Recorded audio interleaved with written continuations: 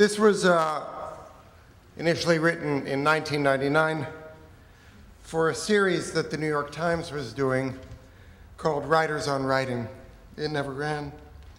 I mean, they discontinued the series before I could get it to them.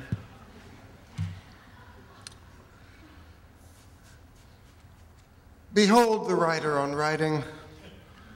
Oh, how that very question, how does the writer write, rings in my ears unasked, but clearly etched across the eager faces of the steady stream of hopeful young acolytes who make the long trip up here to my little outpost in the Berkshires.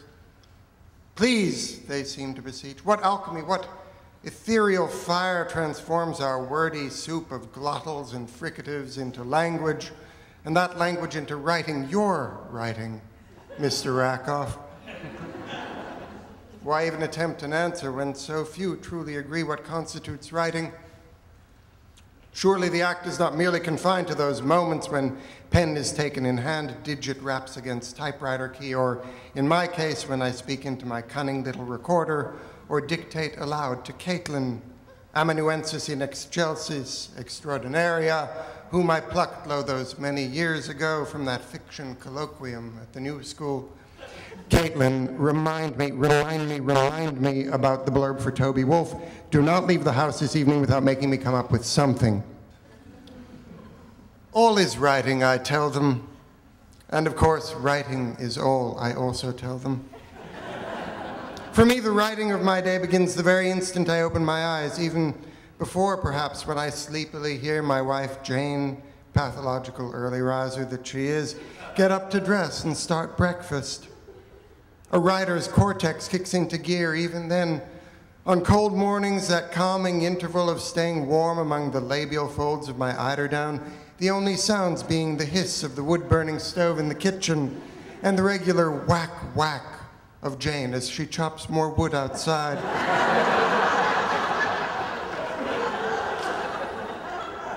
That too is writing. Don't let anyone tell you different.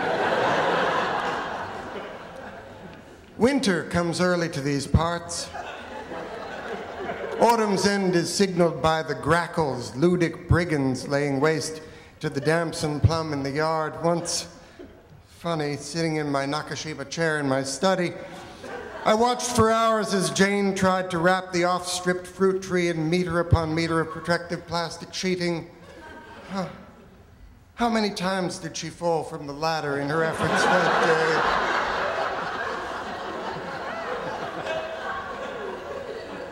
Gone, strange, the details that evade memory. Above all, the writer must write for himself. Accolades and external laurels can be lovely, but proven wanting in the end if the inner yearning to write and write and write and write is lacking. No sooner had we moved up here than, for example, Jane talk of her National Book Award nomination for poetry and the attendant vicious gossip about the jealousies of the two artist couple still buzzing on the carrion-glazed lips of that pack of vultures we call the literary establishment. She stopped writing almost entirely. I always wondered at her much professed time constraints. Was it a flagging desire, perhaps? After all, I often told her, writers write. Oh, larkspur, oh, hawthorn,